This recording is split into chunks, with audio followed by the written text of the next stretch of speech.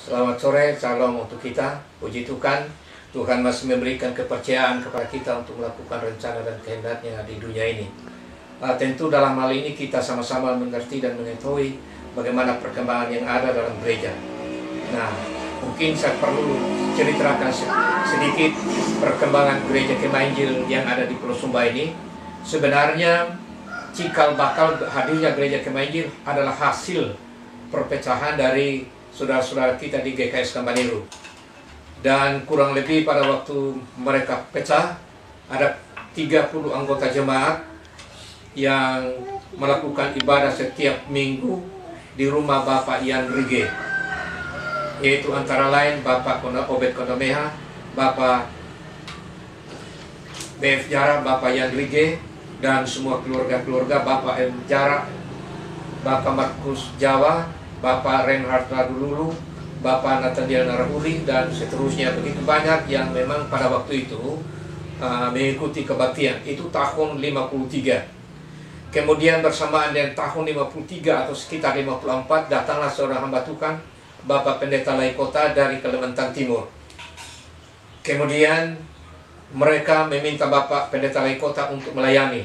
Dan bertepatan pula dengan itu, ada Bapak Obed Kondomeha membeli majalah Kalam Hidup. Mulai daripada itulah mereka kenal gereja Kemah Injil. Sehingga pada tahun 1955 gereja Kemah Injil Kambaniru berdiri dan diresmikan menjadi gereja Kemah Injil Indonesia.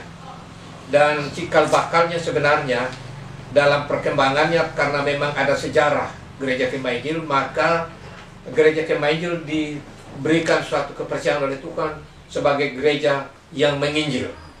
Jadi misi daripada gereja Kemah Injil adalah penginjilan, termasuk kepada mereka yang belum percaya kepada Tuhan pada waktu itu. Bersamaan dengan itu, maka berdirilah 3 pos gereja, yaitu Panda, Mengitimbi, dan Waijelu. Dalam perkembangan inilah gereja Kemah Injil Kambaniru mengalami bencana. Artinya perpecahan pada tahun 65, dan bertepatan dengan itu juga terjadi kebangunan rohani, yaitu oleh tim 36 yang dilayani oleh Frank Selan dan Mel Tari. Nah, dalam peristiwa yang membawa kabar baik dan sukacita itu, beberapa banyak pemuda yang bertobat. Dan sesudah bertobat, mereka membentuk tim penginjilan pada waktu itu. Sehingga perpecahan yang terjadi pada tahun 65 itu, jemaat-jemaat yang berpindah akhirnya dipulihkan kembali dan kembali kepada gereja Kemah Injil. Nah, jadi di sini dari tahun 65 sampai 71 sebenarnya adalah peranan daripada kaum muda untuk menyampaikan dan mengembalikan sukacita kembali dan kedamaian kembali dari kalangan gereja sidang jemaat Kambaniru.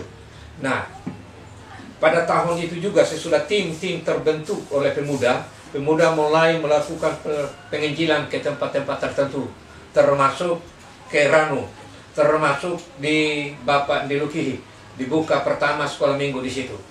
Nah, dalam perkembangan selanjutnya, karena peranan pemuda, maka pada tahun 66 sampai dengan 68 kami satu tim diutus ke Sabu.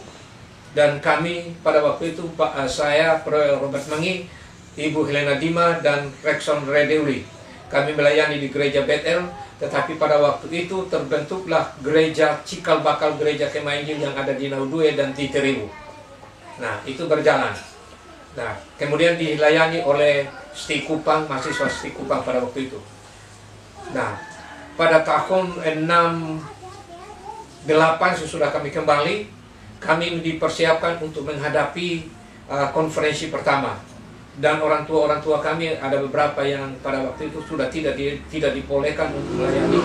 Maka dibentuklah badan pengurus oleh jemaat yang pada waktu saya ditunjuk sebagai sekretaris 1, didampingi oleh Bapak BF Jara dalam menghadapi konferensi pertama di Pulau Sumba. Nah, dengan itu kami bersyukur kepada Tuhan karena konferensi berjalan dengan baik adalah peranan daripada MAF pada waktu itu. Sehingga peserta-peserta dari luar daerah, dari luar Sumba, artinya mereka hadir dan memutuskan hal-hal yang sungguh-sungguh luar biasa. Dan pada tahun dalam konferensi itulah saya diutus oleh Gereja Kemail Kambaniro, diputus untuk mengikuti pendidikan di Jeffrey Makassar tahun 70-71. Nah, tahun 71-74 saya PKL 19 bulan di Terigu. Nah, itulah sebabnya di sana terbuka Gereja Kemail Terigu, dan cikal bakal juga Gereja Kemail yang ada di Naudue. Karena di situ saya pernah membaptiskan salah satu yang sekarang ini melayani di pos PI Kandora di Mangili. Nah, tahun 74 sampai 76 saya membangun Gereja Kemail di Terigu, dan saya serahkan kembali kepada daerah untuk diresmikan. Dan pada tahun 76 saya kembali ke Ujung Pandang untuk menyelesaikan pendidikan. Tahun 77 saya wisuda dan kembali ke Kambaniro. Dan sampai hari ini saya menjadi gembala sidang di Kambaniro sudah 42 tahun. Dan di dalam perkembangan gereja yang tadinya hanya 3 pos PI, sekarang sudah menjadi 18 gereja mandiri, dan mungkin kurang lebih 13 pos PI yang sekarang dilayani. Nah, harapan saya kepada generasi muda bahwa gereja-gereja Kemail yang berada di Pulau Sumba ini sebenarnya itulah peranan kaum muda. Dan gereja mengharapkan agar mengkaderkan pemuda-pemudi kita, sehingga mereka menjadi pemuda-pemuda yang berperan aktif di dalam misi penginjilan Tuhan. Karena mereka lah penerus generasi gereja dan bertanggung jawab pada generasi mereka. Dengan demikian, apabila generasi muda kita, termasuk PPA yang di dalamnya, kita lakukan sesuatu yang sangat penting untuk berguna bagi mereka, maka mereka akan berperan aktif dan merasa bahwa gereja itu milik mereka. Mereka tidak akan membiarkan gereja berjalan sendiri tanpa mereka. Dan itulah harapan kita. Harapan gereja, karena gereja hadir di dunia ini adalah untuk melakukan misi daripada amanat daripada Kristus, yaitu amanat agung, dan membentuk jemaat yang agung dan juga gereja yang agung. Sehingga dengan itu Allah dipuji dan muliakan dalam seluruh aspek kehidupan yang kita jalani. Dan harapan inilah generasi muda mohon berperan aktif sebagai penggerak generasi, penggerak dan pembawa kebaruan untuk masa depan yang akan datang. Sehingga gereja bukan saja menjadi gereja yang hanya berdiam diri di dalam, tapi menjadi gereja yang diutus keluar. Kita dipanggil dan diperlengkapi dan diutus keluar oleh Tuhan untuk melakukan mandat misi Allah itu sendiri. Karena Dia yang memulai, maka Dia juga akan meneruskan rencananya lewat generasi, lewat pemuda dan pemudi. Dan pada akhirnya Injil Tuhan dapat disebarluaskan dan banyak orang boleh berpindah daripada kegelapan kepada terang yang jaya. Inilah sekelumit daripada kisah gereja Kemail di Pulau Sumba ini. Ya, Tuhan memberkati saudara-saudara yang tetap aktif dan siap untuk melayani pekerjaan Tuhan, khususnya pemuda-pemuda yang dipersiapkan oleh Tuhan lewat pendidikan tertentu. Tuhan memberkati kita. Puji Tuhan. Shalom.